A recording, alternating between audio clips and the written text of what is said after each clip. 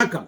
ஐரோப்பா தமிழர் களம் என்றா என்ன, ஏன் அது உருவாக்கப்பட்டது? அதாவது ஜெர்மனில் உள்ள அநேகமான நண்பர்கள் எல்லாம் இணைந்து இந்த புரோகிராமை 29/8/2026 நடத்துகின்றோம். இன்னும் 128 நாட்கள் இருக்கின்றன. ஸோ இந்த புரோகிராம் எதற்காக, ஏன், எப்படி என்று பார்த்தமா இருந்தால், அதாவது இந்த புலம்பெயர்ந்த தேசத்தை உருவாக்கின முன்னோர்கள் உங்களுக்கே தெரியும்.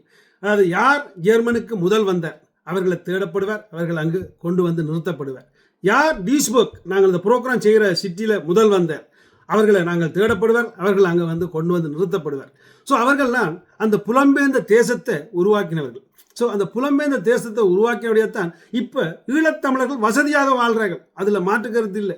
முந்தைய காலத்தில் ஜெர்மனில் மொழி தெரியாமல் கருவாடு நெச்சு பூனைக்கு வைக்கிற மீனை வாங்கி சமைச்சவர்களும் உண்டு. ஆங்கில நாட்டில் வசிப்பவர்களுக்கு இலவாக இருந்திருக்கும். அது பூனைக்கு வைக்கிறது என்று அதில் எழுதியிருந்தோன்னே ஒரு மாதிரி எங்களுக்கு கொஞ்சமாவது விளங்கி இருக்கு. ஆனால் ஜெர்மன் மொழி அப்படி அல்ல.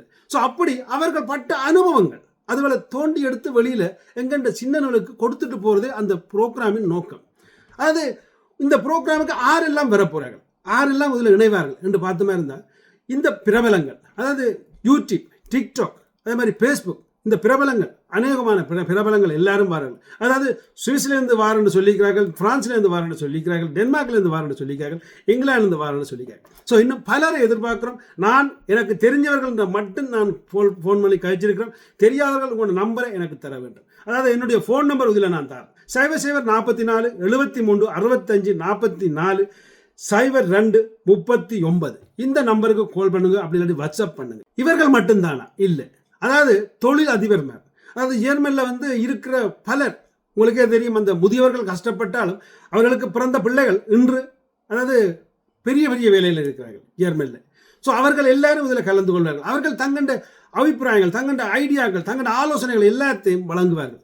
அங்கே ஏற்கனவே இயங்கிக் கொண்டிருக்கிற பெரிய பெரிய தொழிலதிபர்மார் அவர்களின் விடயங்கள் அவர்கள் கொண்டு வந்து என்னத்தை எல்லாம் செய்ய விரும்புகிறார்களோ அவர்களுக்கு எல்லாருக்கும் நாங்கள் டைம் ஒதுக்கி கொடுக்க தயாராக உள்ளோம். அதாவது இது எங்கள் புரோகிராம் அல்ல, உங்கள் புரோகிராம். ஸோ அந்த புரோகிராமுக்கு நிச்சயமாக நீங்கள் எல்லாரும் ஒத்துழைப்பீங்கன்றல மாற்று கருத்தில் ஒத்துழைச்சே ஆக வேண்டும். ஏன்னா எங்கண்ட சமுதாயத்துக்காக, எங்கண்ட சந்ததிகளுக்காக, அந்த சந்ததிகள் வாழணுன்றதுக்காக நாங்கள் இதை உருவாக்குறோம்.